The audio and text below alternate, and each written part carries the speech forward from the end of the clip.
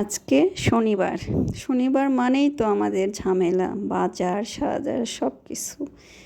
যে শুক্রবারে বাজার করে না, মাছের বাজার, শনিবারে আমাদের মাছের বাজার হয়। মাছ নিয়ে আসছে বাজার থেকে। তো আসসালামু আলাইকুম।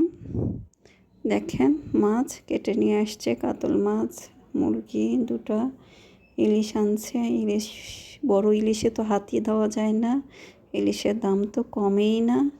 ইলিশ মাছটা আমাদের সবার খুব পছন্দ। আমরা সবজি দিয়ে ইলিশ মাছটা খুব পছন্দ করি। এই যে সবজিও নিয়ে আসছে,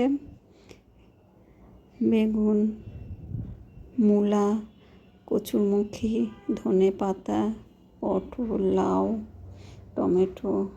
এই যে মূলা বেগুন দিয়ে আমার ইলিশ মাছটা খুব খাই, কচুরমুখী দিয়ে, বেগুন দিয়ে, এগুলো দিয়ে আমাদের ইলিশ মাছ খুব পছন্দ। যে লাউ নিয়ে আসছে।